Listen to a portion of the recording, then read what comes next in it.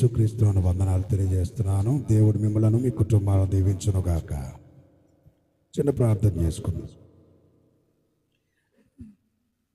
సర్వ సృష్టికి ఆధారభూతుడా, ఆది సంభూతుడా, ఆరాధ్య దైవమా, నిన్న నేడు నిరంతరం ఏకరీతిగా ఉన్నవాడా, సత్యవంతుడా, సజీవుడా, ఈ పరిశుద్ధమైన ఘనమైన శ్రేష్టమైన మనం స్తుతించడానికి ప్రభువా, అల్పులము, అయోగ్యులము, ఎన్నిక లేని వారము, ఏ మంచి లేని వారము, తండ్రి అని పిలవడానికి అర్హత లేని వారమయ్యా.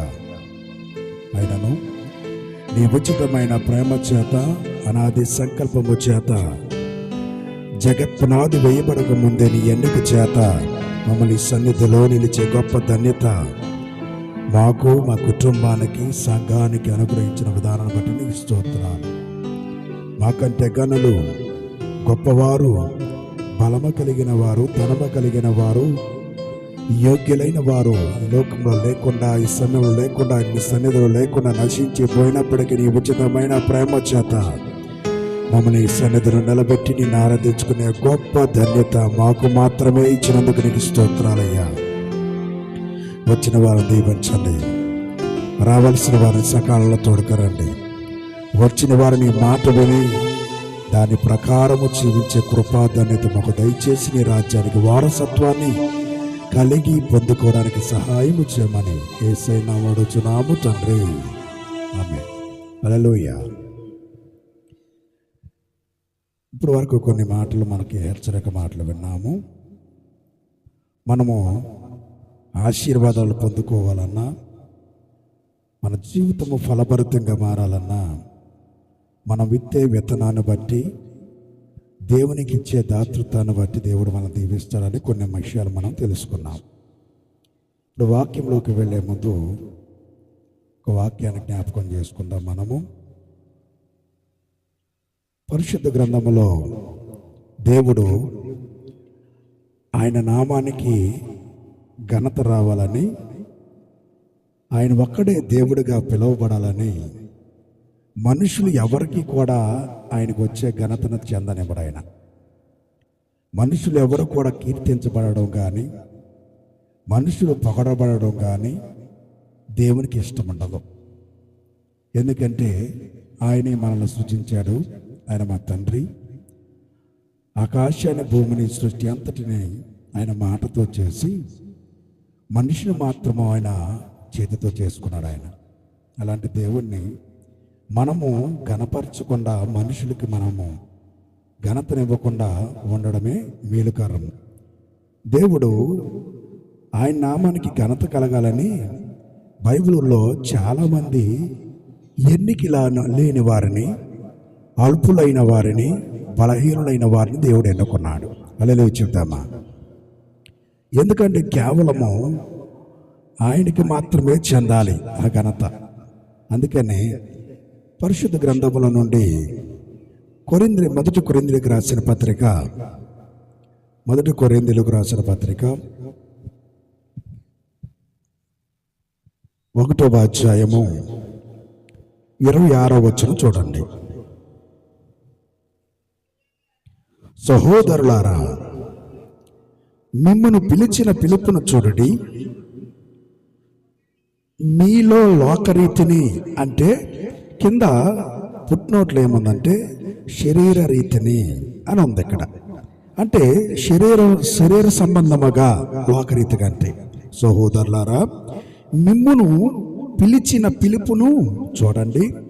మీలో లోకరీతిని జ్ఞానులైనను, గనులైనను, గొప్ప వంశము వారైనను అనేకులు పిలవబడలేదు గాని, ఏ శరీరియు దేవుని ఎదుట అతిశయింపకుండునట్లు జ్ఞానులను సిగ్గుపరచుటకు లోకముల నుండి వెర్రివారిని దేవుడు ఏర్పరచుకొని ఉన్నాడు. బలవంతులైన వారిని సిగ్గుపరచుటకు లోకములో బలహీనులైన వారిని దేవుడు ఏర్పరచుకొని ఉన్నాడు. హల్లెలూయా చేద్దామా? హల్లెలూయా. ఎన్నికైన వారిని వ్యర్థము చేయుటకు లోకములో నీచులైన వారిని, తృణీకరింపబడిన వారిని, ఎన్నిక లేని వారిని దేవుడు ఏర్పరచుకొని ఉన్నాడు. హల్లెలూయా. ఇక్కడ ఎన్ని విషయాలు చూస్తున్నాం మనం ఇక్కడ అమ్మా? వెర్రివారిని, జ్ఞానులను సిగ్గుపరచకు లోకంలో వెర్రివారిని ఎన్నుకున్నాడంట. బలవంతులు సిగ్గుపరచడానికి బలహీనని ఎన్నుకున్నాడంట. ఎన్నికైన వారిని వ్యర్థము చేయడానికి లోకంలో నీచులైన వారిని ఎన్నుకున్నాడంట. అమ్మా, ఇలాగ దేవుడు ఎవరిని ఎన్నుకున్నాడు అంటే అసలు ఎన్నికల్లో లేని వారిని, పేరు లేని వారిని, బలహీనులైన వారిని దేవుడు ఎన్నుకొని తన పని కోసము వాడుకుంటున్నాడు. ఇంకో విషయం ఏంటంటే, కొత్తగా నేను వాక్యం చదివితే ఇంకో విషయం ఒకటి తెలుసుకున్నాను నేను. మనము ప్రకటించే సువార్త వెర్రితనం అంట. మనం ప్రకటించే సువార్త వెర్రితనము. మనం ప్రకటించేది దేవుని మాట అంట వెర్రితనం అంట. చూడండి ఇక్కడ 20వ వచనంలో చూడండి, 1 అధ్యాయంలో ఉన్నాయి. కొరింథీయుల రాసిన పత్రిక 20వ అధ్యాయం. జ్ఞాని ఏమయ్యను, శాస్త్రి ఏమయ్యను, ఈ లోకపు తర్కవాది ఏమయ్యను, ఈ లోక జ్ఞానమును దేవుడు వెర్రితనముగా చేసి ఉన్నాడు కదా. దేవుని జ్ఞానానుసారముగా లోకము తన జ్ఞానము చేత దేవుని ఎరుగుకుండినందున సువార్త ప్రకటన చేయు వెర్రితనము చేత నమ్మువారిని రక్షించుట దేవుని దయాపూర్వక సంకల్పమాయను. హల్లెలూయా చెప్తామా అమ్మా? అమ్మా, సువార్త ప్రకటన చేయు వెర్రితనము చేత. ఏంటంట సువార్త ప్రకటించడం? ఏంటంటే అది దేవుణ్ణి ప్రకటించడం అంటే ఏంటది? గుర్తుపెట్టుకోండి, దేవుణ్ణి ప్రకటించడం వెర్రితనం ఎందుకన్నాడంటే, దేవుడు లోకంలో జ్ఞానం ఇచ్చాడు, ఆ జ్ఞానము చేత దేవుణ్ణి అంగీకరించట్లేదంట. పైన రాసే ఉంది, ఈ లోక జ్ఞానము దేవుడు వెర్రితనముగా చేసి ఉన్నాడు కదా. దేవుని జ్ఞానానుసారంగా లోకము తన జ్ఞానము చేత దేవునిని ఎరుగుకుండునందున ఏమన్నాడు? దేవుడిచ్చిన జ్ఞానము చేత లోకాన్ని దేవుణ్ణి ఎరగట్లేదంట లోకానుసారులు. అందుకనే సువార్త ప్రకటన, చాలా మంది సువార్త ప్రకటించడానికి ఇష్టపడరండి. ఎలాంటిదంటే సువార్త ప్రకటించడం వెర్రితనంగాను. చాలామంది సువార్త ప్రకటిస్తాకి వెళ్తే కొట్టడము, తిట్టడము, అవమానించటము, బాధ పెట్టడము, నీచంగా చూడటము. క్రైస్తవులైన వారు ఇప్పుడు చూస్తే ఈ జనరేషన్లో ఇది వరకు సేవకులు అంటే, క్రైస్తవులు అంటే చాలా గౌరవించేవాళ్ళు. అమ్మో పాస్టర్ గారంట, పాదిరమ్మ గారంట, క్రైస్తవులు అంట వీళ్ళని. ఇప్పుడు గౌరవం ఉందండి, అసలు రెస్పెక్ట్ లేకుండా పోతుంది. అందుకే వెర్రితనం అంటున్నాడు. ఒక్క మాట, వెర్రితనం అని ఎందుకనంటే, నీవు వెర్రితనమైనా పర్వాలేదు, ఏమైనా పర్వాలేదు, దేవుని మాట నువ్వు చెప్తే చాలు, ఆయన దయా సంకల్పము చొప్పున ఆయన రక్షించడానికి సమర్థుడు ఆయన. అలా చెప్తాను. నువ్వు ఒక మాట లోకంలోకి వెళ్ళి హైందువులైన వారి దగ్గరికి దేవుని మాట చెప్తే చాలు, వాళ్ళు వినకపోయినా ఒకవేళ ఆయన అంట ఆ మాట ఒకవేళ ఆ చెవును పడి వాళ్ళు వింటే వాళ్ళు దేవుని యొక్క దయలో రక్షించబడిన వారుగా ఉంటారంట. హల్లెలూయా చెప్తామా? బైబిల్ గ్రంథంలో ఒక వ్యక్తిని మనం చూడొచ్చండి. చూడండి, నిర్గమాకాండంలో 4వ అధ్యాయం. నిర్గమాకాండం 4వ అధ్యాయం. అక్కడ మోషేని దేవుడు ఎన్నుకొని ఇశ్రాయేలు ప్రజలను అబ్రహాముకి ఇచ్చిన వాగ్దాన పూర్వకముగా ఇశ్రాయేలు ప్రజలు అన్నాడు దేవుడు వాగ్దానపూర్వకంగా. ఆదికాండంలో అబ్రహాముకి ఇచ్చిన వాగ్దానం ఏంటంటే, అయ్యా అబ్రహామా, నీ సంతాన్ని ఇసుకరేణువుల వల్లే సముద్ర ఇసుకరేణువుల వల్లే ఆకాశ నక్షత్రాల వల్ల నేను విస్తరింపజేస్తానని చెప్పిన తర్వాత, నీ జనము తమది కాని దేశంలో 430 సంవత్సరములు 430 సంవత్సరాలు అక్కడ పరదేశులుగా ఉంటారు, బానిసలుగా ఉంటారు. తర్వాత వారు విస్తారమైన ఆస్తితో, మిగులు గల ఆస్తితో, వాళ్ళు సంపదతో తిరిగి నీకు వాగ్దానం చేసిన దేశం వెళతారని దేవుడు అబ్రహాముకి వాగ్దానం చేశాడు. వాగ్దానం చేసిన తర్వాత అక్కడ ఏం జరిగిందంటే, యాకోబులో నుంచి 12 మంది వచ్చారు. 12 మందిలో యోసేపుని కొట్టి అన్నను గుంటలో త్రోసివేశారు. త్రోసివేసిన తర్వాత యోసేపు వెళ్ళాడు. ఐగుప్తుకు వెళ్ళిన తర్వాత యోసేపు అనేకమైన కష్టాలు, దర్శనాల చేత బలపరచబడడం, కష్టాల చేత నలకొట్టబడడం, తన జీవితం అంతా కష్ట జీవితంగా మారిన తర్వాత దేవుడిచ్చిన వాగ్దానం ప్రకారం యోసేపుని ఐగుప్తుకి ప్రధానిగా చేశాడు. అక్కడికి ఈ యొక్క యాకోబు ఉన్న సంతానం ఆ ఏరియా మొత్తం కూడా కరువు కరువు రావడం జరిగింది. కరువు వచ్చినప్పుడు వీళ్ళందరూ కూడా కరువు నిమిత్తము ఐగుప్తు వెళ్ళడం జరిగింది. ఐగుప్తులు యోసేపును కలవడం జరిగింది. యోసేపు ద్వారా ఐగుప్తులు వీళ్ళందరూ కూడా 72 మంది సంతానము ఐగుప్తులు వెళ్ళిన తర్వాత అక్కడ 430 సంవత్సరాలు ఉన్నారు. దాదాపు 20 లక్షల జనం అయ్యారు. వాళ్ళు ఎంతమంది? వాళ్ళు కాళ్ళు బలమే, అంటే కాళ్ళతో నడిచేవారి యొక్క సంఖ్య చూస్తే 6 లక్షల మంది. 6 లక్షల మంది కాలు బలముగా, ఒక పిల్లవాళ్ళు, ముసలి వాళ్ళు, ఆడవాళ్ళు లెక్క వేయలేదు. వాళ్ళందరం లెక్కేస్తే బైబిల్ పండితులు చెప్పారు 20 లక్షల మంది. ఈ 20 లక్షల మంది అక్కడ ప్రబలేసరికి ఐగుప్తు యొక్క ఆ యొక్క ఫరోకి కన్ను గుట్టింది వాళ్ళ మీద. వారి మీద అభివృద్ధి అయిపోతున్నారని వారిని ఏం చేశారంటే మగపిల్లలందరినీ కూడా హతము చేయమని చెప్పినప్పుడు ఆ యొక్క మగపిల్లలందరినీ హతము చేయడానికి రాజ్యాంగం సిద్ధమైంది. ఆ టైంలో మోషే గారు దేవుడు ఎన్నుకున్నాడు. హల్లెలూయా చెప్తాము. ఎన్నుకున్న తర్వాత మోషేను పుట్టించాడు దేవుడు. మోషేను పుట్టించి ఆయన ఎక్కడ పెరిగాడు అంటే ఫరో ఇంట్లోనే పెరిగాడు మోషే గారు. ఈ చరిత్ర అంతా మీకు చెప్పాను నేను ఆల్ నైట్ ప్రేయర్లో. తర్వాత మోషే గారు ఒకరిని చంపి ఇసుకలో పాతేసి వాళ్ళకి భయపడి ఆయన ఎక్కడ పారిపోయాడమ్మా? మిద్యాను దేశానికి పారిపోయాడు. మిద్యాను దేశానికి పారిపోయినప్పుడు అతను గొర్రెలు కాస్తా ఉన్నాడు. గొర్రెలు కాస్తూ అతను ఒక హోరేపు కొండకు చేరినప్పుడు హోరేపు కొండలో ఒక పొదలో నుంచి దేవుని దూత మాట్లాడుతూ ఉంది. హల్లెలూయా చెప్దామా? దేవుడు మాట్లాడుతూ ఉన్నాడు, మోషే, ఆ ప్రజలు, ఇశ్రాయేలు ప్రజలు 430 సంవత్సరాలు బానిసత్వాన్ని నలిగిపోతా ఉన్నారు. వారిని విడిపించడానికి నేను ఎన్నుకున్నానంటే మోషే మాట్లాడుతున్న మాట ఏంటంటే 4వ అధ్యాయం 10వ వచనం చదవండి. 10వ వచనం చదవండి. 4వ అధ్యాయం 10వ వచనం. అప్పుడు మోషే, ప్రభువా, ఎంతకు మునుపైనను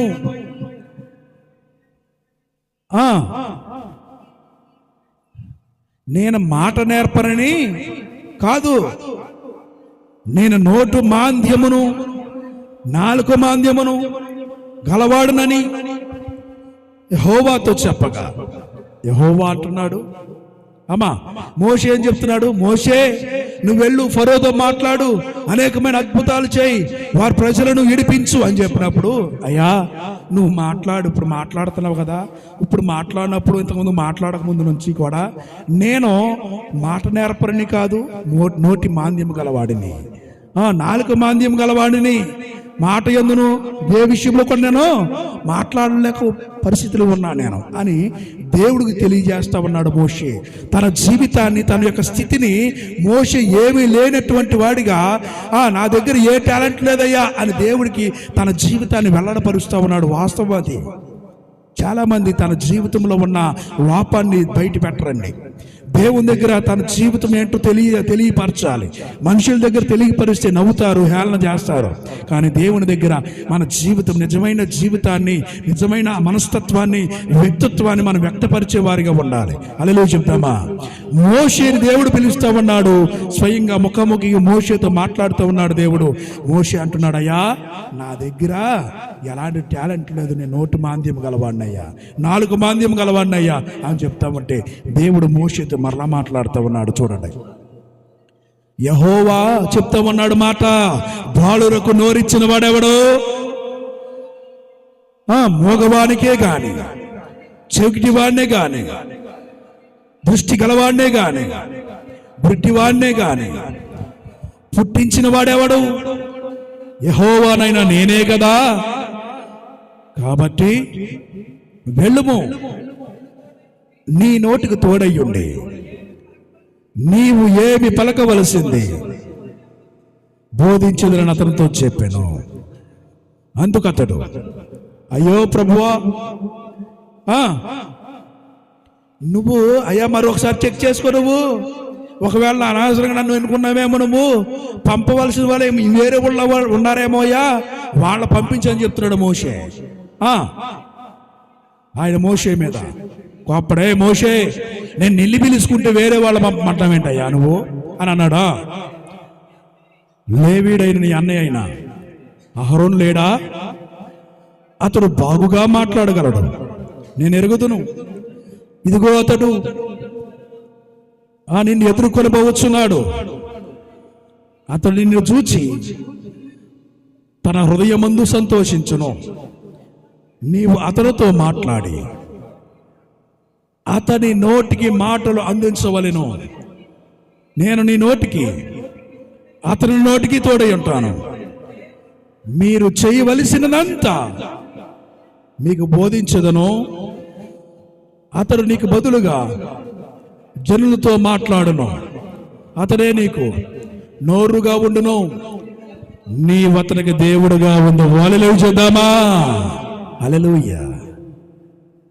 మోషే తన ఎదుట, దేవుని ఎదుట ఉన్నది ఉన్నట్టుగా ఒప్పుకున్నసరికి దేవుడు అంటున్నాడు, మోషే అయ్యా, మంచాలను పుట్టించింది ఎవరో, గుడ్డి వాళ్ళు పుట్టించింది ఎవరో, కను దృష్టి గల వారిని పుట్టించింది ఎవరో, మాటకారిని పుట్టించింది ఎవరో, చెవిటి వారిని పుట్టించింది ఎవరో, వినేటట్లుగా ఉన్న వారిని పుట్టించింది ఎవరు? నేనే కదా. ఎందుకు నాకు ఎదురు చెప్తున్నావంటే, అయ్యా ప్రభువా, అయ్యా మరొకసారి నువ్వు ఒకవేళ పొరపాటున ఎన్నుకున్నావేమో, నేను కాదయ్యా, నువ్వు ఎవరిని పంపాలో మరొకసారి చెక్ చేసుకుని పంపమన్నాడు దేవుణ్ణి. దేవుడు కోపం వచ్చి, మోషే వీళ్ళందరినీ పుట్టించిన వాడు నేనే గనుక నువ్వు భయపడ అవసరం లేదు. నీ అన్నయ్య అహరోను ఉన్నాడు, నీకు నువ్వేమైతే నువ్వు చెప్పాలనుకుంటున్నావు ప్రజలతో, ఆ ఫరోతో, ఆ మాటను నీ అన్నకే అందించు. నీ అన్న నోటికి నీ నోటికి తోడుగా ఉన్నా నేను. అదిలో చెప్తామా? ఏ బలహీనతలో నీవు ఉన్నావో ఆ బలహీనతలకు నేను తోడుగా ఉంటున్నాను అని దేవుడైన యెహోవా సెలవిస్తా ఉన్నాడు. అదిలో చెప్తామా? నువ్వు బలహీనుడు, నువ్వు బాధపడుతున్నావేమో, నువ్వు చేతగాలవని బాధపడుతున్నావేమో, ఏమీ చెయ్యలేని స్థితిలో నువ్వు బాధపడుతున్నావేమో, నీకు నేను తోడే ఉన్నాను. ఆ మాట దేవుని దగ్గర తెలియజేస్తే చాలు, నువ్వు దేవునికి తోడుగా ఉండి బలం ఇచ్చే దేవుడు ఆయన.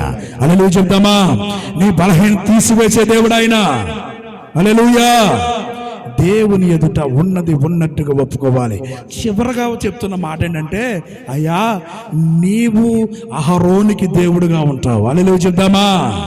దేవుణ్ణి మన ముందు పెట్టుకుంటే మనము ప్రజలకు దేవుడిగా ఉండగలము. హల్లెలూయా. దేవుడు మన జీవితంలో ఉంటే నీవు ప్రజల పట్ల ఆయన్ని నువ్వు ఫోకస్ చేసేవారు ఉంటావు, ఆయన ప్రతిబింబించే బిడగా నువ్వు ఉంటావు. హల్లెలూయా. అప్పుడు లోకం నిన్ను చూసి భయపడుతుంది. అది క్రైస్తవులు అంటే ఎందుకు భయం ఉంటలేప్పుడు అంటే, మనలో ఆయన యొక్క గుణాలు కానీ, మనలో ఆయన యొక్క ఆత్మ కానీ, మనలో ఆయన యొక్క క్రియలు కానీ ప్రతిబింబించట్లేదు. అందుకే నిన్ను చూసి లోకము హేళనగా మాట్లాడుతుంది, నిన్ను చూసి లోకము నవ్వుకుంటుంది, నిన్ను చూసి వెనక తిట్టుకుంటా ఉన్నారు నిన్ను, వీళ్ళు కూడా క్రైస్తవులేనా అని. దేవుని యొక్క ఆత్మ నీలో ఉంటే దేవుని ప్రతిబింబించే బిడ్డగా నీవు ఉంటావు. హల్లెలూయా చెప్దామా? హల్లెలూయా చెప్దామా? అయితే ఇంకొక వ్యక్తిని మనం చూడవచ్చు. మోషే ఏం చేశాడు? తర్వాత వెళ్ళి, అమ్మా ఈయన ఇక్కడ నుంచి వెళ్ళి హోరేబు పర్వతం దగ్గర నుంచి వెళ్ళి దేవుని మాట విన్నాడు. అయ్యా నీకు కర్రను ఇస్తున్నాను, ఆ కర్రతో అద్భుతాలు చేస్తావని చెప్పాడు దేవుడు. ఆ కర్ర పట్టుకుని వెళ్ళాడు, అద్భుతాలు, ఆ యొక్క ఐగుప్తులో 10 అద్భుతాలు చేశాడు దేవుడు. ఆ యొక్క మోషే ద్వారా అద్భుతాలు చేయించుకున్నాడు. ఇశ్రాయేలు ప్రజల్ని బాహుబలంతో ఆయన బయటకు తీసుకొచ్చాడు. ఆయన్ని 40 సంవత్సరాలు వారికి ఏ లోటు లేకుండా ఆయన వారిని రక్షించాడు, కాపాడాడు, నడిపించాడు. వారిని పాలు తేళ్లు ప్రవహించే దేశంలో ప్రవేశించేటట్టు చేశాడు. హల్లెలూయా చెప్తామా? ఈ చరిత్ర అంతా మనకు తెలిసిందే. ఎందుకంటే దేవుని దగ్గర ఉన్నది ఉన్నట్టుగా మనము ఒప్పుకోవాలి. ఎందుకందుకు ఒప్పుకోవాలి అంటే, ఆయన వెర్రి వారిని, జ్ఞానులైన వారిని సిగ్గుపరచడానికి లోకంలో వెర్రి వారిని ఎన్నుకున్నాడు అంట దేవుడు. హల్లెలూయా. మన వెర్రివారమే, ఎందుకు పనికిరానటువంటి వారమే. నీ విషయము ఆయన ముందు పెట్టాలి.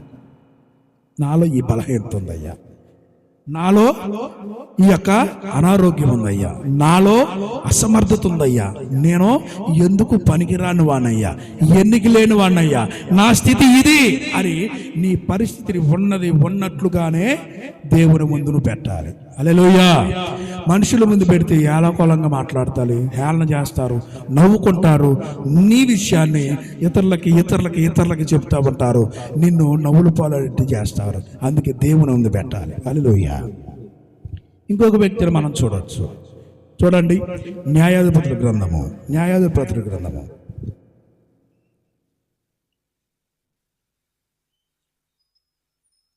6వ అధ్యాయము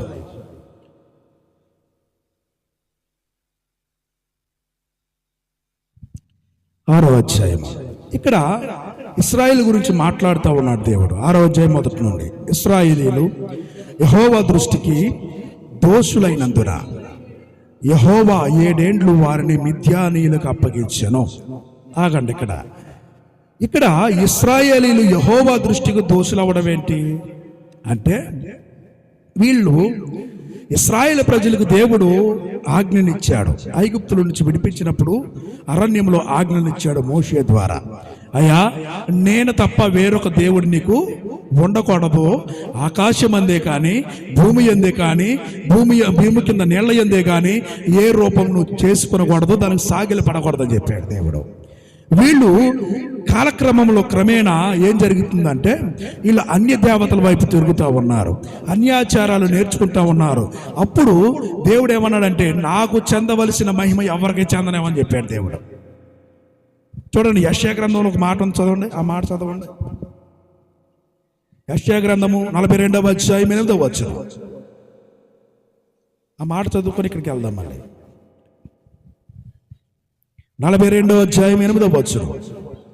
యెహోవాను నేనే, ఇదే నా నామము, మరి ఎవరికి నా నామం నా మహిమను నేను ఇచ్చువాడును కాను. నాకు రావలసిన స్తోత్రము విగ్రహములకు చెందనీయను. హల్లెలూయా చెప్దామా? అంటే ఇప్పుడు మనము దేవునికి రావలసిన మహిమ మనుషులకి ఇచ్చిన, దేవునికి రావాల్సిన మహిమ విగ్రహాలకు ఇచ్చిన మహిమ ఇవ్వడం అంటే ఏంటి? మనం తీసుకెళ్ళి ఏది ఇవ్వడం దగ్గర విచారణ చేసిన చాలామంది. నేను ఒక జీవి మాల దగ్గరికి ప్రార్థనకి వెళ్ళాం. మేము ఒక సహోదరు దగ్గరికి వెళ్తే, ఆ సహోదరు ఇంటి ప్రక్కనే ఇంకొక క్రైస్తవులు ఉన్నారు. వాళ్ళు కూడా క్రైస్తవులే. వాళ్ళు ఏం చేశారంట, ప్రక్కన సోది చెప్పించుకున్నారంట. ఏం చెప్పించుకున్నారు? సోది. దాని పేరేంటి? ఏంటమ్మా? సోది. సోది అంటేనే, మరి ఎందుకురా సోది కబుర్లు చెప్తావు అంటారు చూసారా, పనికిరాని మాటలు అంటారు చూసారా, దాని పేరే సోది. సోది చెప్పించుకోవడము. దాంట్లో ఏమొస్తుంది అంటే, చనిపోయిన వాళ్ళు రావడము, వీళ్ళతో మాట్లాడినట్టు వాళ్ళు వచ్చి, అమ్మా నాకు ఈ కోరుకుంది ఆ కోరుకుందని చెప్పడము, వీళ్ళు దాన్ని నెరవేర్చినట్లు వీళ్ళు చేయడము చేస్తామని దాన్ని సోది అంటారు. దీనికి భయపడిపోయింది ఆ సహోదరి. భయపడిపోయి, అయ్యగారు అమ్మగారు ఇటువంటి సంగతే సోది చెప్పించుకున్నారండి. వాళ్ళు చెప్పించుకొని ఏం చేశారంటే, అమ్మ సోదులో మరి మీరు సోది ఈ యొక్క కీడు పోవాలంటే మీరు ఆ కోడిని బలి ఇవ్వాలి, దీన్ని బలి ఇవ్వాలి, దాన్ని బలి ఇవ్వాలని చెప్తే వీళ్ళు ఏం చేశారంట, ఆ సోదిలో ఎన్న మాటలు దాని ప్రకారము బట్టలు పెట్టడము, దాని ప్రకారము కోడిని ఇవ్వడము, దాని ప్రకారము పసుపు కుంకాలు ఇవ్వడము చేశారంట. ఈ సహోదరు భయపడిపోతుంది. వాళ్ళు నిజంగా క్రైస్తవులైన వారు దేవుణ్ణి తప్ప వేరే వాటిని ఆశ్రయించరు. ఎదురు చూట్టాలు, ముహూర్తాలు చూట్టాలు, మనది కాని దేవుని దగ్గరికి వెళ్ళి బలర్పించడము, ఇదంతా చేసే పని దేవునికి కోపం రప్పించే పని. అలా చెప్దామా? ఏం చేస్తుందమ్మా? ఈ పనులన్నీ ఎవరికి రప్పిస్తే కోపము? దేవునికి కోపం రేపే పనులు ఇవన్నీను. అందుకే అంటున్నాడు ఆయన, నాకు చెందవలసిన మహిమ, నాకు చెందవలసిన స్తోత్రములు విగ్రహాలకు నేను చెందనము అన్నప్పుడు ఇశ్రాయేలు ప్రజలు ఏం చేశారంటే, న్యాయాధిపతులు మారుతా ఉన్నారు. ఈ న్యాయాధిపతి మారుతా ఉన్న సమయంలో వీళ్ళు ఏం చేస్తున్నారు, న్యాయాధిపతులు కొంతమంది ఉన్నప్పుడేమో మౌనంగా ఉంటున్నారు, దేవుని వెంబడిస్తున్నారు. ఆ న్యాయాధిపతి చనిపోయినా కానీ, ఒకవేళ న్యాయాధిపతి దిగిపోయినా కానీ మళ్ళీ ఏం చేస్తారంటే వీళ్ళు విగ్రహాలకి బలి అర్పించడం, విగ్రహాలు పూజించడం జరుగుతుంది. అప్పుడు ఆ విధంగా ఇశ్రాయేలు యెహోవా దృష్టికి దోషులయ్యారు. అర్థమవుతుందండి? అప్పుడు యెహోవా వారిని ఏం చేశాడన్నమాట, మిద్యానీయులకు 7 ఏండ్లు అప్పగించాడంట. 7 ఏండ్లు అప్పగించేసరికి ఈ మిద్యానీయులు ఏం చేశారు, వాళ్ళని మిద్యానీయులు చెయ్యి ఇశ్రాయేలు మీద హెచ్చాయను గనుక వారు మిద్యానీయుల ఎదుట నిలవలేక కొండల్లో ఉన్న వాగుల్లోను గుహలను దుర్గములకు తమకు సిద్ధపరచుకొని రీ. హల్లెలూయా. మిద్యానీయుల ముందు నిలవలేకపోయారంట. ఇశ్రాయేలు ముందు వీళ్ళు నిలవలేకపోవాలి అసలు వాళ్ళ లెక్క ప్రకారం. అలాంటిది ఎప్పుడైతే దేవుని విడిచిపెట్టారో, ఆ శత్రువుల చేతి వాళ్ళ ముందు నిలబడలేకుండా కొండల్లోకి వాగుల్లోకి వాటి ఇటుకు వెళ్ళిపోయి వాళ్ళు దాక్కోవడానికి గుహలు ఏర్పాటు చేసుకున్నారంట. ఇక కనపట్లేదుగా. అప్పుడు చదవండి, 3వ వచనం చదవండి.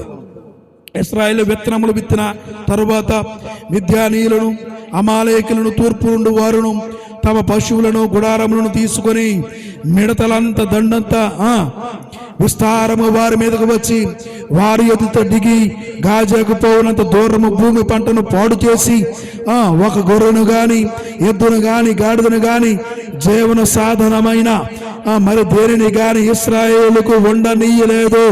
వారును వారి వంటలను లేకయుండెను. దేశమును పాడు చేయుటకు వారు దానిలోనికి వచ్చిరి. ఇశ్రాయేలీయులు మిద్యానీయుల వలన మిక్కిలి హీన దశకు వచ్చినప్పుడు వారు యెహోవాకు మొర్రపెట్టిరి. హల్లెలూయా చెప్దామా? దేవునికి వ్యతిరేకమైనప్పుడు ఏమైంది? శత్రువుల చేతికి అప్పగించాడు. వీళ్ళు ఏం చేశారు? శత్రువులు వాళ్ళు అన్ని చేశారంట. కనీసం వాళ్ళ పంటలు దోసేసుకున్నారంట. కనీసం ఒక మేక పిల్లని ఇవ్వట్లేదంట, ఒక గొర్రె పిల్లని ఇవ్వట్లేదంట, ఒక ఎద్దుని ఇవ్వట్లేదంట. సర్వనాశనం చేశారు. వాళ్ళు ఎలా ఉన్నారంట? మిడతలు ఎలా ఉంటాయి? గుంపులు గుంపులుగా అంత జనం, విస్తారమైన జనం వచ్చి ఇశ్రాయేల్ ప్రజల మీద, పంట చేళ్ళ మీద పడిపోయారంట. గుడారాలు వేసుకున్నారంట. ఒరే బాబు, ఇక్కడ మొక్కజొన్న చేను ఉంది కానీ ఇది అయిపోయే వరకు ఇక్కడే గుడారం వేసుకుని అక్కడ గుడారం వేసుకొని మొక్కజొన్న చేను మొత్తం ఈడ్చుకొని తినేసి వండేసి మొత్తం తుక్కు చేసి పోయే వరకు అలా గుడారాలు వేసుకున్నారంట. అప్పుడు వీళ్ళ వల్ల, మిద్యానీయుల వల్ల ఇశ్రాయేలు హీన దశ వచ్చేసిందంట. తినటానికి తిండి లేదు, కరువు వచ్చేసింది. అప్పుడు దేవుడు గుర్తొచ్చాడు. ఎవరు గుర్తొచ్చారు? జాగ్రత్త ఆలకించండి. దేవుడు మనకి సమృద్ధినిచ్చినప్పుడు గుర్తుపెట్టుకోవాలి, హీన దశలో ఉన్నప్పుడు గుర్తుపెట్టుకోవాలి. అందుకే అంటాడు, సంతోషంలో నేను దేవుణ్ణి స్తుతిస్తాను, దుఃఖంలో దేవుణ్ణి స్తుతిస్తాను. అంటే దేవుణ్ణి మనము ఏ స్థితిలో కూడా మనము మర్చిపోకూడదు. మన వాళ్ళు కొంచెం డబ్బులు రాగానే, కొద్దిగా మనము మంచి స్థితిలోకి రాగానే దేవుణ్ణి మర్చిపోతాము. అర్థమవుతుందా? మనుషులు మర్చిపోవడం కాదు, సహాయం చేసిన వాళ్ళు కూడా మర్చిపోతాం. మనుషులు మర్చిపోతే పర్వాలేదు, పక్కన వాళ్ళు మనకెందుకు వాళ్ళు జోలి. సహాయం చేసిన వాళ్ళు కూడా మర్చిపోతారు కొంచెం కలగ్గానే.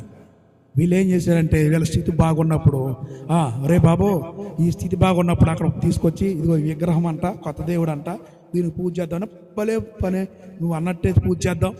భార్య తీసుకొచ్చింది, భార్య పెడితే భార్యకి పూజ చేయటం. ఇవన్నీ పూజలు చేసేసరికి దేవునికి కోపం వచ్చేసి విగ్రహాలకు చెందుతుంది ఆయన చెందవలసిన మహిమని మిద్యానీయుల చేతికి అప్పగించేసరికి వీళ్ళు హీన దశకి వెళ్ళిపోయారు చేశారంట.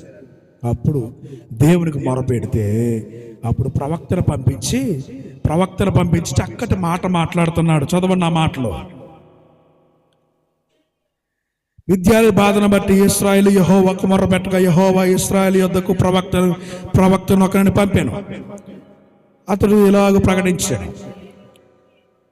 ఇశ్రాయేలీయుల దేవుడైన యెహోవా సెలవిచ్చినది ఏమనగా, వినండి, నేను ఐగుప్తులో నుండి మిమ్మును రప్పించి దాసుల గృహంలో నుండి మిమ్మును తోడుకొని వచ్చి తిని ఐగుప్తుల చేతుల నుండి మిమ్మును బంధించిన వారందరి చేతుల నుండి మిమ్మును విడిపించి మీ ఎదుటి నుండి వారిని తోలివేసి వారి దేశమును మీకు ఇచ్చి తిని మీ దేవుడని యెహోవాను నేనే. మీరు అమోరీయుల దేశము నివసించుచున్నారు, వారి దేవతలకు భయపడకుడి అని మీతో చెప్తుని గాని మీరు నా మాట వినకపోతురి. అర్థమవుతుందా? ఇక్కడ జరిగిన వాళ్ళు దేవుని మర్చిపోయి విగ్రహాల వైపు ఎందుకు తిరిగారు అంటే వాళ్ళకు భయపడ్డారంట వీళ్ళు. అర్థమవుతుందా? ఇప్పుడు ప్రభుత్వం మన మీద బలంగా ఉంది. ఏ ప్రభుత్వం అంటే క్రైస్తవ వ్యతిరేక ప్రభుత్వం. అది ఆర్ఎస్ఎస్ అవనే, ఏదన్నా అవనే, క్రైస్తవ వ్యతిరేక ప్రభుత్వం ఉంది మన మీద. అర్థమవుతుందండి? అది వాళ్ళు అంటారు, ఇప్పుడు క్రైస్తవులందరినీ కూడా పక్కనే గ్రేడ్ చేసి మేము క్రైస్తవులకి రిజర్వేషన్లు ఇవ్వము, క్రైస్తవుకి రేషన్ ఇవ్వము, క్రైస్తవుకి హోటకు ఇవ్వము అని చెప్తారు. అప్పుడు మనం ఏం చేస్తామంటే భయపడిపోయి ఇవని అన్నారు కనుక మనము మీరు చెప్పింది ఏంటో చెప్పండి, మీ రూల్స్ మాకు నచ్చితే మేము చేస్తామని క్రైస్తవులు వెల్లడిస్తారు. అప్పుడు వాళ్ళు ఏం చేస్తారంటే మీరు మీ పిల్లల్ని అన్యులకి ఇచ్చి వివాహం చేయాలి. అర్థమవుతుందా? ముందుగా వాళ్ళ యొక్క అన్య సాంప్రదాయాలన్నీ మనలోకి రావాలంటే ఒక పాయింట్ ఏంటంటే మన పిల్లల్ని అన్యులకి ఇచ్చి వివాహం చేయాలి.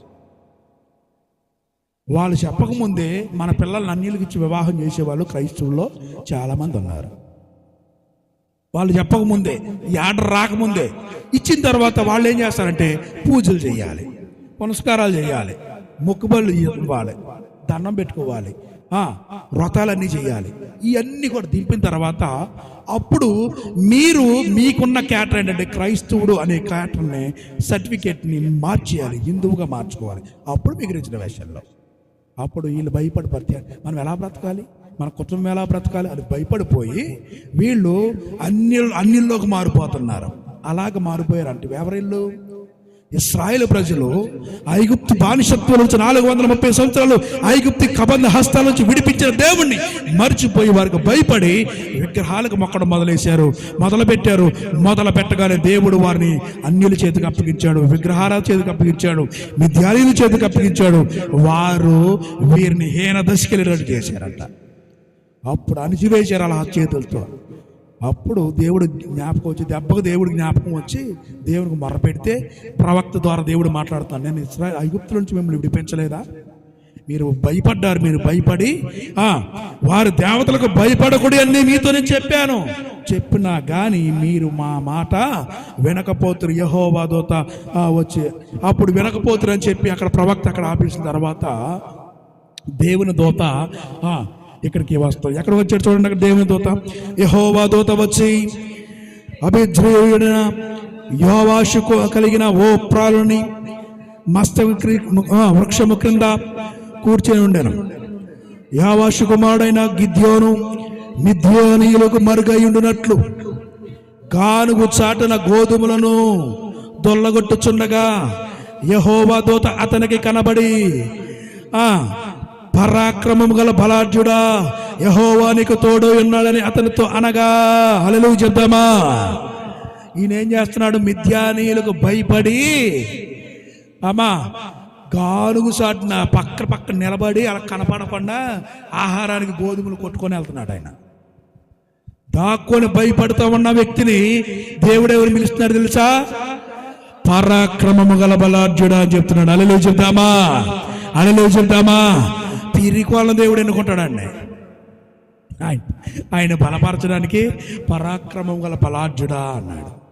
అన్న తర్వాత సరే అయ్యా నేను ఏం చేయాలి అంటే, నువ్వు ఇశ్రాయేలీ నువ్వు వారి యొక్క మిద్యానీయుల చేతుల నుంచి విడిపించడానికి నేను ఎన్నుకున్నా నేను అని దేవుడు అక్కడ మాట్లాడిన తర్వాత నేను ఇదంతా పూర్తిగా చదివాను కనుక ఈ స్టోరీ నేను చెప్పేస్తా. ఇక చదవడానికి సమయం లేదు. చెప్పిన తర్వాత ఆయన అంటాడు, అయ్యా నువ్వు నిజంగా దేవుని దూతమేనంటారా అని డౌట్ వస్తుంది దీనికి. ఎవరికి? గిద్యోనికి. వచ్చినప్పుడు సరే నువ్వు నిజంగా దేవుని దూతమైతే ఇక్కడే ఉండు, నువ్వు నేను ఇప్పుడే వస్తా నీకు నేను అని చెప్పి ఇంట్లోకి వెళ్ళిపోయి గబగబగా వెళ్ళిపోయి మేకపిల్లలు వదిలించి పొంగన రొట్టెలు తయారు చేసుకొని తీసుకొచ్చి బండ మీద పెడతారు. అక్కడ రాతి మీద పెట్టేసరికి రాతి మీద పెడితే ఆయన అంటాడు, దూత అంటది, ఇంకా డౌటే ఉందాం కొంచెం, ఆ నీళ్లు కూడా దాని మీద పోయమంటాడు, నీళ్లు పోయమంటాడు, నీళ్లు పోసేస్తాడు. అప్పుడు దూత చేతిలో ఒక కర్ర ఉంటుంది.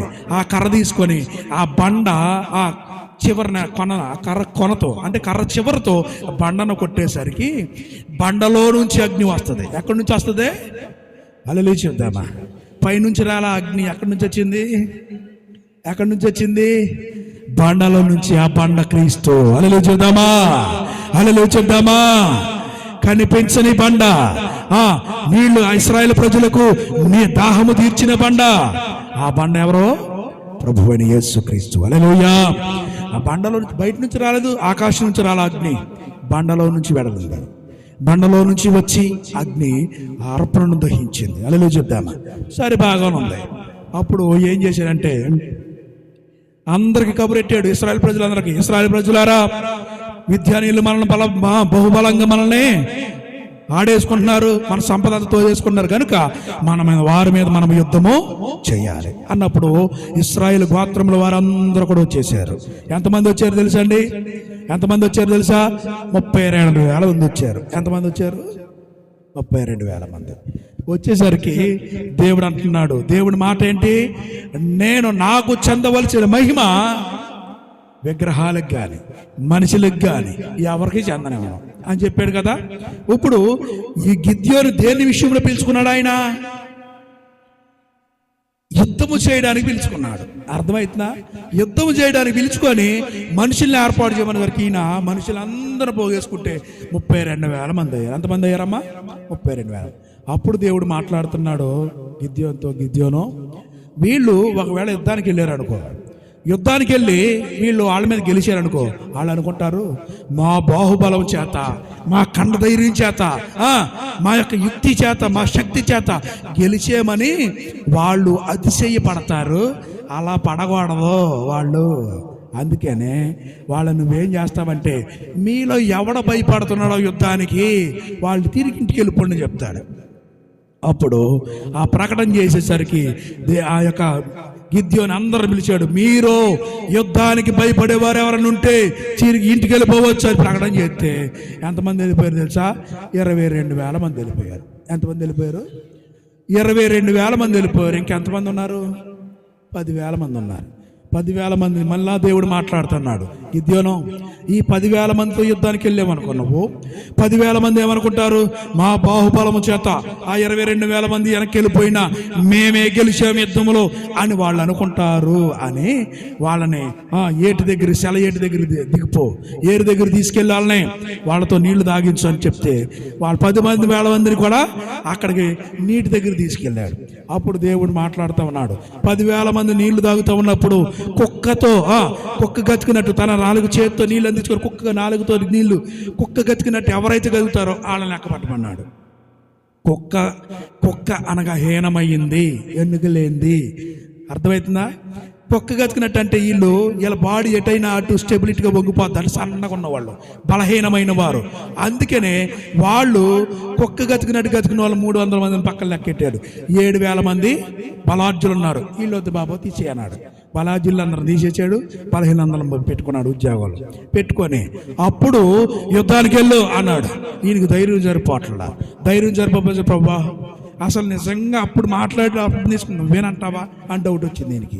వచ్చి ఏం చేస్తానంటే, ఒకసారి నేను నువ్వో కాదు టెస్ట్ చేస్తాను అన్నాడు. చేయమన్నాడు ఆయన. ఎవరైనా?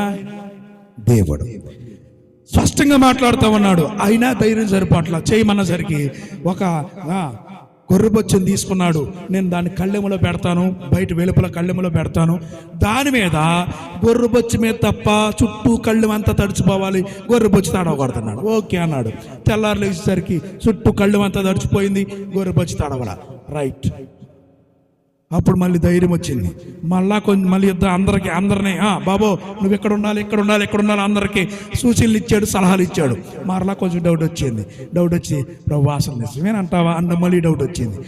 ఇవన్నీ కూడా ఎందుకు చెప్తున్నాను మీకంటే, గిద్యోను పిరికివాడు. దేవుడు ఏం పిలిచాడు? పరాక్రమం గల బలాఢ్యుడా అని పిలిచాడు. గిద్యోను ఎవరో నిజానికి అర్థమవుతున్నా. మరలా డౌట్ వచ్చింది. ప్రభు మరోసారి ఏంటి, ఈసారి గొర్రెబొచ్చు పెడతాను, అదొకటే తడవాలి, చుట్టూరు తడవకూడదు అన్నాడు. సరే ఓకే అన్నసరికి తెల్లారులే చూశాడు, గొర్రెబొచ్చు ఒకటే తడిచింది. దాన్ని పిండుకున్నాడు, నీళ్ళు వచ్చినాయి. ఓకే రైట్ అనుకున్నాడు. అప్పుడు యుద్ధానికి సిద్ధమవుతున్నాడు. ఎంతమందితో? 300 మందితో. బాబో 300 మంది యుద్ధం చేయాల్సిన అవసరం లేదు. మళ్ళీ ట్విస్ట్ ఇచ్చాడు దేవుడు. ఏంటి? 300 మంది కూడా యుద్ధం చేయాల్సిన అవసరం. మరి ఏం చేయాలి? మరి ఇప్పుడు ఊరక నిలిచండి. మీరు ఏం చేయాలంటే, అయ్యా దివిటీలు వెలిగించుకోండి, ఆత్మీయ జీవితం కొండలు పెట్టుకోండి. కొండలు ఏం చేయాలి? ఆ దివిటీల మీద మనము కొండల్లాంటి మన జీవితాన్ని కనిపించకుండా కొంతకాలం దాయాలి. అది సమయానుకూలంగా కనిపించాలి. అది ఎప్పుడు పడితే అప్పుడు చాలామంది శంకర పరిచయుడు ప్రార్థనలు ఎలా చేస్తూ ఉంటారు, అందరూ కనపడాలని. పరిచయుడు ఎలా చేస్తున్నాడు? ప్రభువా ఇదిగో ఈ శంకరలాగా లేని నేను చాలా మంచిది ప్రభువా, ఈ శంకర్లాగా నేను అసలు డబ్బులు ఏమేమి వీడైతే మరి దశంభాగం కూడా ఇట్లా, నేనైతే కరెక్ట్గా ఇట్లో దశంభాగం తీస్తున్నా, కనీసం పుదీనాలో సోంపులో ఆ దశంభాగం కూడా తీస్తాను, నేను తీస్తానులే తెలియదు. ఈ పాపు లేగలేనందుకు వందనాలయ్యా అని ప్రార్థన చేస్తున్నాడు పరిసయ్యుడు. శంకర ఏం చేస్తున్నాడు తెలుసా? ఆకాశం వైపు కనులు ఎత్తడానికి ధైర్యం సరిపోవట్లేదయ్యా, నేను పాపుని ప్రభువా అని తన గుండు కొట్టుకొని ఆయన హృదయాన్ని చీల్చుకొని ఏడుస్తూ ఉన్నాడు దేవుని ఎదుట. అప్పుడు దేవుడు అంటున్నాడు, వీరిరువురిలో దేవునికి అంగీకృతమైన ప్రార్థన ఏది అన్నప్పుడు శంకర ప్రార్థన. జాగ్రత్తగా ఆలకించండి. వీరు 300 మందిని ఏర్పాటు చేసుకున్న తర్వాత ఆయన దివిటీలు వెలిగించుకోమన్నాడు. వెలిగించుకొని వారితో చెప్పిన మాట అంటే బోర చేత పట్టుకొని కొండ మీద దివిటి మూసుకేసుకోండి. మూసుకేసుకున్న తర్వాత ఏం చేశాడు తెలుసా? వారిని 3 గుంపులు చేశాడు. 3 గుంపులు చేసి సైన్యము చుట్టూ కూడా అక్కడ ఒక 100 మందిని, ఇక్కడ ఒక 100 మందిని, ఇక్కడ ఒక 100 మందిని పెట్టాడు. చుట్టూ మూగేశారు ఎగతాను. అప్పుడు ఏం చేశాడంటే ఇంకా ధైర్యం సరిపోట్ల ఆయనకి. ప్రవ్వా ఎలా వద్దా అన్న మనసులో అనుకుంటున్నాడు. అయ్యా నీకు ఇంకా ధైర్యం సరిపోవట్లేదు కనుక ఒక 2 మనుషులను పంపించు. వాళ్ళు ఏం మాట్లాడుకుంటున్నారు ఎందుకు నువ్వు అన్నసరికి 2 మనుషులు పంపిస్తాడు. 2 మనుషులు పంపించరికి ఇశ్రాయేలు ప్రజల కోసము దేవుడు అన్యులకి దర్శనమిస్తా ఉన్నాడు, శత్రువులకు దర్శనమిస్తున్నాడు. ఏమని దర్శనం వస్తుంది తెలుసా? ఆడు కలగంటున్నాడు. ఒక యవల రొట్టె ఇశ్రాయేలు దండిలో నుంచి దొర్లుకుంటూ వచ్చి మిద్యానీల ఆ దండుపాలెంలో గుడారాల మీద పడి గుడారాలను తొక్కుకుంటూ పోతుందంట. గబాల తుళ్ళుపల్లి వేసాడు. అమ్మో నాయకుడా అని చెప్పాడు. ఏంట్రా ఏమైందంటే, ఇదిగో ఒక యవల రొట్టె ఇశ్రాయేల్ దండులో నుంచి బయలుదేరి వచ్చి మన దండు అంతటిని నాశనం చేసేస్తుంది. ఇది గిద్యోను కట్టుకుని తప్ప మరి ఇంకేమీ కాదు, మనం అయిపోతాం, మనకే రోజులు 3 అని చెప్తున్నాడు. అన్నసరికి ఈ మాట ఎవరన్నారు తెలుసా? గిద్యోను యొక్క మనుషులు అన్నారు. అప్పుడు గిద్యోనికి ఇంకా ధైర్యం వచ్చింది. గిద్యోని ఎవరో పిరిగివాడు. దేవుడు ఏమన్నాడు? పరాక్రమం గలవాడన్నాడు. అలా చేద్దాం. దేవుని ఎన్నిసార్లు టెస్ట్ చేశాడు ఆయన? ఎన్నిసార్లు? ఎక్కడే ఉండు అర్పణ అర్పిస్తా అన్నాడు మొదటిసారి. ఎక్కడే గొర్రెపోచి తడవాలన్నాడు ఒకసారి, తడవకూడదు అన్నాడు 2 సార్లు, అర్థమైతే 3 సార్లు. తర్వాత ఏమన్నాడు? అమ్మా 3 సార్లు అక్కడ టెస్ట్ చేసాడు. ఇక్కడ అసలు మన ఎల్లనా వద్దు అన్నసరికి మరలా దర్శనం ద్వారా దేవుడు మాట్లాడుతూ ఉన్నాడు. అలాగే బలపరిచిన తర్వాత అప్పుడు వెళ్ళి ఏం చేశారంటే, బాబో మీ దగ్గరున్న ఆ కొండలో ఒక్కసారిగా పగలగొట్టండి. అప్పుడు 300 మంది 3 దిశల్లో ఉండి పగలగొట్టేసరికి వీళ్ళు కొత్త రకమైన ఆటం బాంబులు తయారు చేశారేమో. కొండ పగలగొడితే ఎట్టుంటుంది? టపక్క మన సౌండ్ వస్తుంది, ఓటుకొండ సౌండ్. 300 మంది ఒకేసారి కొండలేసి కొట్టేసరికి, కొండలేసి ఒకటే కొడతాం కాదు, కొండల సౌండ్ వచ్చింది ఏంటంటే తిరిగితే వెలుగుతా ఉన్నాయి దివిటీలు. 300 దివిటీలు రాత్రులు వెలుగుతా ఉంటాయి. ఇంకేముంది ఇక అన్ని విధంగా కొత్త టెక్నాలజీ కనిపెట్టుంటారు వీళ్ళు. గుర్తుపెట్టుకోండి, ఇశ్రాయేల్ ప్రజలు నేటికి అదే టెక్నిక్ పాటిస్తున్నారు. ఇశ్రాయేల్ ప్రజల్ని కొట్టగలిగిన మగవాడు ఎవడం లేడు ఇక ఏ దేశం లేదు. ఎందుకంటే వారికి అంత జ్ఞానము దేవుడు ఇచ్చాడు. ఆ జ్ఞానము స్కిల్స్ అన్ని ఎవరు నేర్పాడంటే దేవుడే నేర్పాడు వాళ్ళకి. అలా చెప్తామా? ఎరుకే గోడను కొట్టడానికి అరే బాబు పెద్ద దొంగలు ఏర్పాటు చేసుకొని వెళ్ళి దాన్ని పొడవండి అని చెప్పలా దేవుడు. ఏం చెప్పాడు? 6 రోజులు తిరగండి దాని చుట్టూరు, 7వ రోజున 7 సార్లు తిరగండి, తిరుక్కుంటూ బోర్లు పోదండి, యెహోవాకు జయమని అని చెప్పండి. ఏమీ లేదు, కూలిపోతాయి అన్నాడు. అంతా దేవుడు సైంటిఫిక్ పరంగా నేర్పించాడు. ఎందుకు నేర్పించాడంటే వాళ్ళు కదము తొక్కుంటూ ఇశ్రాయేల్ ప్రజలు నడుస్తూ ఉంటే బ్రిడ్జి మీద ఇప్పుడున్న బ్రిడ్జిలు ఆ సైన్యం నడుస్తూ ఉంటే కూలిపోతాయి. అందుకనే బ్రిడ్జి మీద నడిచేటప్పుడు మామూలుగా నడవాలి, ఎవరో సైనికులు. అందుకని ఇప్పుడున్న సైనికులు బ్రిడ్జి మీద నడిచేటప్పుడు మీరు ఇలా కొట్టొద్దు, మీరు కొట్టకుండా మామూలుగా నడిచి వెళ్ళిపోండి అని చెప్తారు. ఆ కొట్టితే అంతమంది ప్రజలు ఒకే స్టెప్ 1 2 అని కొడితే బ్రిడ్జి కూడా కూలిపోద్ది. కొన్ని కోట్లు పెట్టి కట్టిన బ్రిడ్జి కూడా. ఆ యొక్క ప్రాసెస్, ఆ ఫార్ములా అక్కడ ఉపయోగపడింది. దేవుడు ప్రతీది కూడా సైంటిఫిక్ పరంగానే దేవుడు చేయగలిగిన అద్భుతాలు చేశాడు ఆయన. హల్లెలూయా చెప్తామా. అప్పుడు ఒకేసారి దివిటీ లేపి బోర్లు ఊతున్నారు, బోర్లు ఊదుకుంటున్నారు, గిద్యోనుకు యెహోవాకు జయము అన్నారు. హల్లెలూయా చెప్తామా. అప్పుడు ఏం చేశారంటే వీళ్ళు వీళ్ళరుచుకుంటే వీళ్ళకేమైంది? అప్పుడు రానే వచ్చేసారు వీళ్ళక. అక్కడేమో డ్యూటీలు కనపడుతున్నాయి, వీళ్ళు ఆటం బాంబులు వేశారు, మన శత్రువులందరూ కూడా మన దండ్లో ప్రవేశించారని వీళ్ళు ఏం చేశారంటే ఈ కత్తి తీసుకొని పక్కనుండే పొడిచేశారు. ఆడేమో ఈయన పొడిచాడు. అలాగ ఒకరికొకరు పొడుచుకొని చచ్చిపోయారు. హల్లెలూయా చెప్తాం. చచ్చిపోతుంటే అప్పుడు అందరూ కూడా వెళ్ళిపోయారు. చూసారు 22,000 మంది, 10,000 మంది వెళ్ళిపోయారు. చూసారా? వాళ్ళందరూ గుంపు కూడా వచ్చేసారు. మన వాళ్ళకి విజయం వచ్చేసింది రో అనుకుంటే ఎగురుకుంటూ వచ్చి అందరిని శత్రువులందరిని సమూలంగా నాశనం చేశారు. హల్లెలూయా చెప్తామా. హల్లెలూయా. అందుకని దేవుడు జ్ఞానులను సిగ్గుపరచడానికి వెర్రి వారిని దేవుడు ఎన్నుకుంటాడు. హల్లెలూయా. దేవుని దగ్గర ఉన్నది ఉన్నట్లుగా నీ జీవితాన్ని మనము అంగీకరించాలి. ఉన్నది ఉన్నట్టు మోషే చెప్తున్నాడు, అయ్యా నేను నోటి మాంద్యం గలవాడిని, నా దగ్గర ఏ టాలెంట్ లేదయ్యా, నేను బలహీనున్నయ్యా. మనం దేవుని దగ్గర ఒప్పుకున్నట్లయితే దేవుడు మన గొప్ప కార్యాలు చేసే యోధులుగా చేయనుగాక. హల్లెలూయా చెప్తామా. ఇంకొక వ్యక్తి అతనే గొప్పవాడన్నట్టుగా, జ్ఞానం గలవాడన్నట్టుగా దేవుని దగ్గర విర్రవీగితే అతన్ని దేవుడు గడ్డి మేపించాడు. ఎవరో తెలుసా మీకు? అమ్మా, అతని గురించి ఒకసారి చదువుకుంది. దానియేలు గ్రంథము 4వ అధ్యాయము. 29వ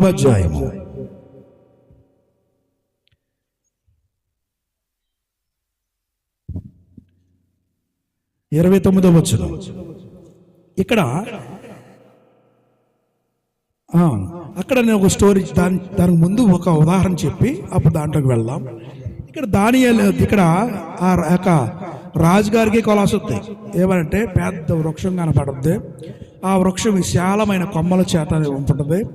తర్వాత ఆ వృక్షం యొక్క కలభావము, ఆ వృక్షాన్ని మొత్తం నరికేసి, కొమ్మలు నరికేసి మొత్తం దాన్ని మొద్దు చేసేస్తారు.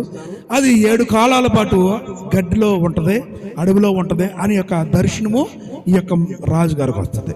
వచ్చినప్పుడు నెబుకద్నెజర్ రాజుకి వచ్చినప్పుడు ఈ కలభావం ఏంటని దానియేలుని అడిగినప్పుడు, రాజా ఆ కలభావము నీ గురించే సూచిస్తుంది అని చెప్తారు ఆయన. దానియేలు గారు స్పష్టంగా చెప్తాడు, ఆ కలభావం, ఆ మహావృక్షం ఎవరో కాదు, తమరే ఆ మహావృక్షము, విశాలమైన వృక్షము, అది విశాలమైన సామ్రాజ్యం. అది మీ దగ్గరికి అనేక మంది రాజులు వస్తారు, మీ యొక్క కొమ్మల మీద అనేక మంది పక్షులు వాళ్తాయి అనే దాన్ని వివరించాడు. చక్కగా వివరించిన తర్వాత అది నీ జీవితంలో జరగబోతుంది అని సేవకుడు ద్వారా, దానియేలు ద్వారా హెచ్చరింపబడతాడు. ఎవరో?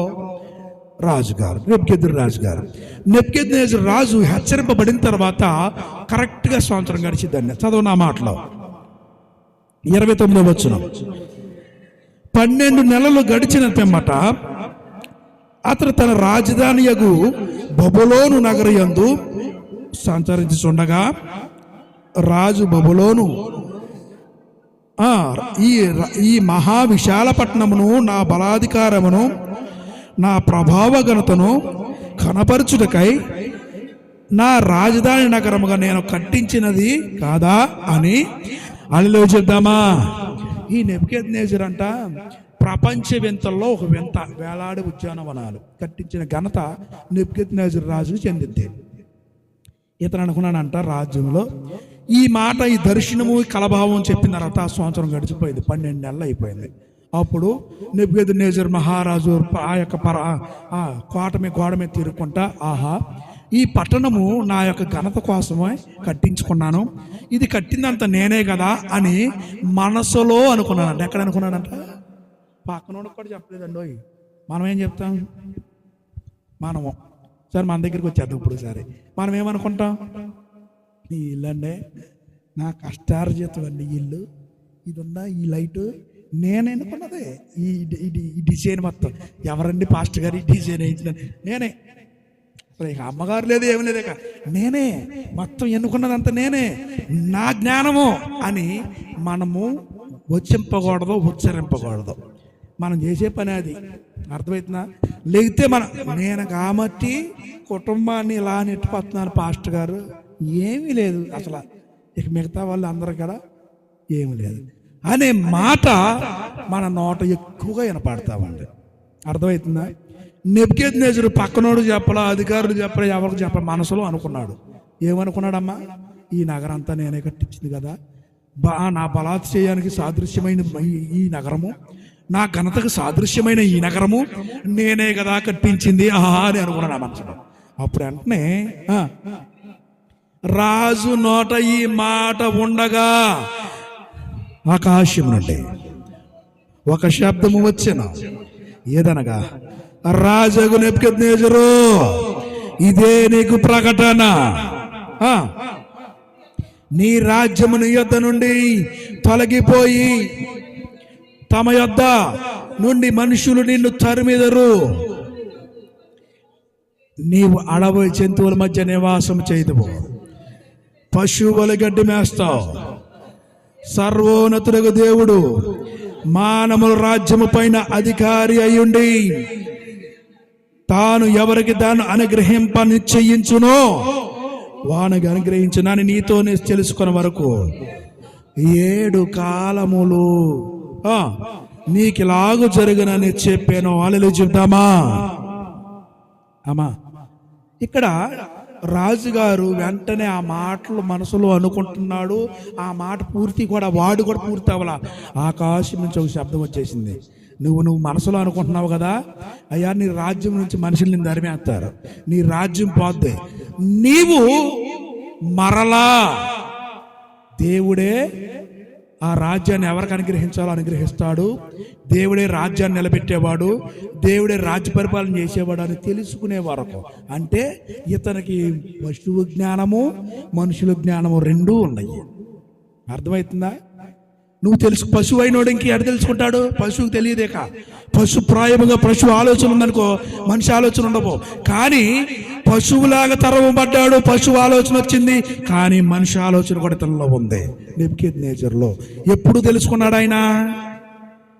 7 సంవత్సరాలు గడ్డి వేసిన తర్వాత అప్పుడు తెలుసుకున్నాడు. ఏమని తెలుసుకున్నాడక? ఎన్నో వచనమమ్మా? 30. ఆ కాలం గడిచిన పిమ్మట నెబుకద్నెజరు నేను మళ్ళా మానవ బుద్ధి గలవాడినాయి, పశువు బుద్ధి పోయింది, ఇప్పుడు మరలా మానవ బుద్ధి గలవాడినాయి. ఆకాశం వైపు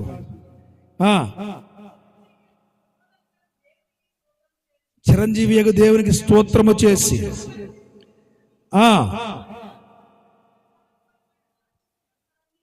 ఆయన ఆధిపత్యము చిరకాలము, ఆయన ఆధిపత్యము చిరకాలము, ఆయన రాజ్యము తరతరములు, ఆయన ఆధిపత్యము చిరకాలము, ఆయన ఆధిపత్యము చిరకాలము. ఆయన ఆధిపత్యమే ఉండాలి. హల్లెలూయా చెప్దామా? మనుషుల మీద ఎవరు ఉండాలి? ఆధిపత్యం ఉండాలి. ఎవరు అధికారం ఉండాలి మన మీద? నీ అధికారమే నా మీద ఉండాలి అని ప్రార్థన చేసుకోవాలి మనం. ప్రభువా, నీ అధికారమే నా మీద ఏలుబడి చేయాలి. హల్లెలూయా. నీ ఆత్మ నాతో ఉండాలి, నీ ఆత్మ మాలో ఉండాలి, నీ ఆత్మ నన్ను నడిపించాలి, నీ అధికారం క్రిందకి నేను వస్తున్నానని దేవునికి మనం ఎప్పుడు మొరపెట్టేవారుగా ఉండాలి. ఈ నెబుకద్నెజరు బుద్ధి వచ్చిన తర్వాత ప్రార్థన చేస్తున్నాడు. ఏమని ప్రార్థన చేస్తున్నాడు? నీ అధికారమే. చదవండి, నా మాట చదవండి.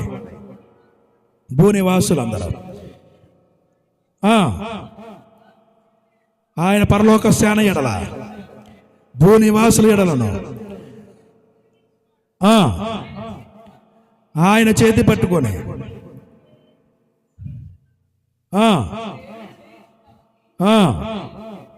ఆయనతో చెప్పుటకు ఎవడునూ సమర్థుడు కాదు. ఆ సమయమందు నా బుద్ధి మరలా నాకు వచ్చెను, రాజ్య సంబంధమగు ప్రభావమును నా ఘనతయు నా తేజస్సును నాకు కలిగెను. నా మంత్రులను నా కింద అధిపతులను నా యొద్ద ఆలోచన చేయవచ్చిరి. స్థిరముగా ఉండగా నేను మరీ ఎక్కువగా ఘనత నొంది తిని, ఇలాగ నెబుకద్నెజరును నేను పరలోకపు రాజ్యము యొక్క కార్యములన్నీ సత్యములను ఆయన మార్గములు న్యాయమైనవై ఉన్నవనియు గర్వముతో నటించు వారిని ఆయన అనపశక్తుడనియో ఆయన స్తుతించుచు కొనియాడుచు ఘనపరచుచున్నాను. హల్లెలూయా చెప్దామా? హల్లెలూయా చెప్దామా? ఆయన ఎవరినని చేస్తాడంట చెప్పండి. గర్వముతో ఉన్నవారిని కాదు. గర్వంతో ఉన్నారని మనకి మొఖాలు కాదు. వాళ్ళ మొఖాలు చూస్తే దీనంగా బహుదేనంగా అసలు వీళ్ళు అన్నం తింటున్నారా, పాపం ఎట్ట బతుకుతున్నారా అన్నట్టుగా ఉంటారు.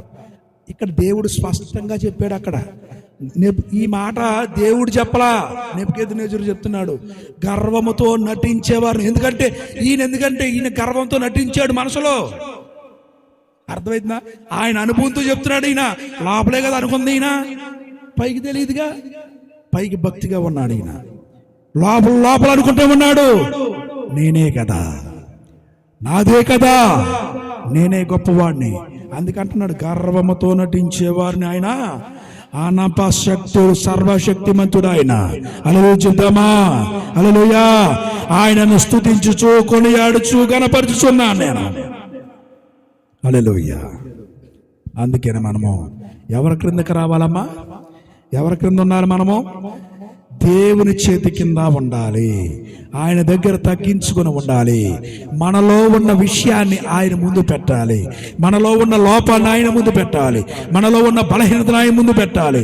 ఆయన బలహీనలను బలవంతులను సిగ్గుపరచడానికి బలహీనులను ఎన్నుకుంటాడు ఆయన. జ్ఞానులను సిగ్గుపరచడానికి ఎవరిని ఎన్నుకుంటాడు ఆయన? వెర్రి వారిని ఎన్నుకుంటాడు ఆయన.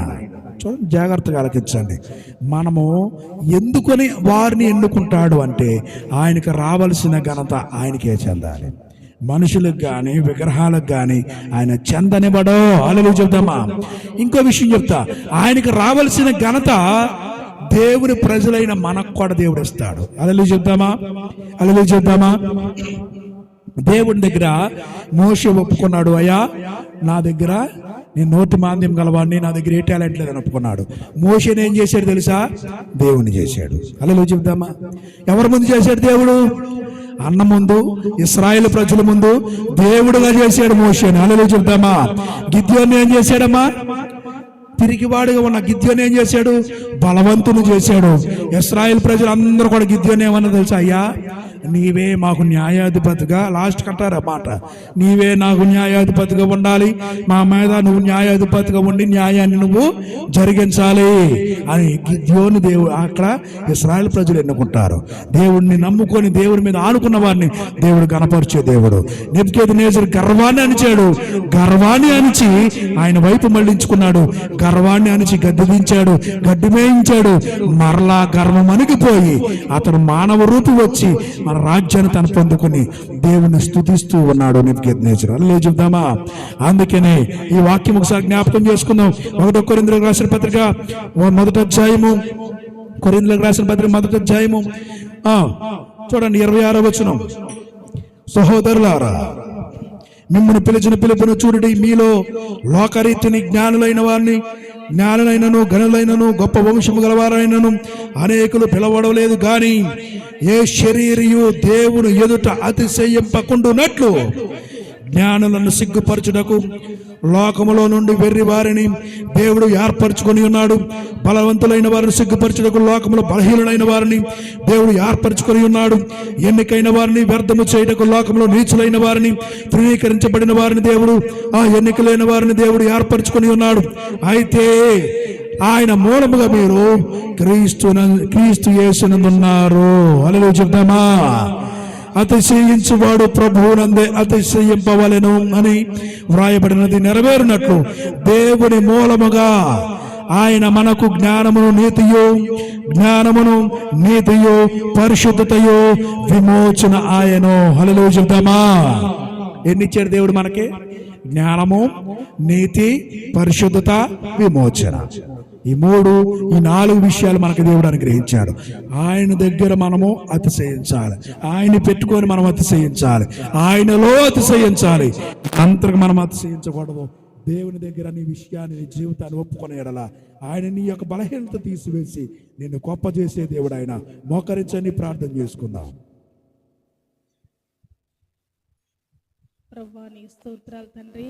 ఇంతవరకు నీ దాసుని ఏర్పాటు చేసుకుని ప్రవ్వా ఇదిగో తండ్రి మీరు వాడుకున్నందుకు నీ స్తోత్రాలు. అవునయ్యా, లోకంలో జ్ఞానులను సిగ్గుపరచడానికి వెర్రి వారిని, నత్తి వారిని, పనికిరాని వారిని, బలహీనలను నువ్వు ఎన్నుకునే దేవుడు.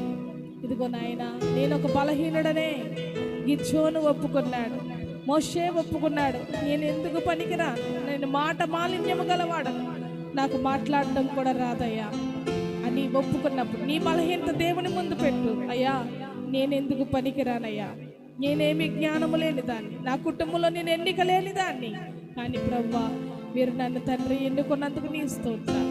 మీ నామానికి తండ్రి ఇదిగో ప్రవ్వా వాక్యానుసారంగా నడుచుకోవడానికి సహాయం చేయండి. నెబుకద్నెజరు వలె అయ్యా మనసులో తండ్రి అయ్యా స్తోత్రాలు గర్వించుకున్నాను ఆయన, మేము జీవించడానికి కృపద ఇచ్చేమని మాతో మాట్లాడినందుకు నీకు వందనాలు చెల్లిస్తూ యేసయ్య నామములో అడుగుచున్నాము తండ్రి.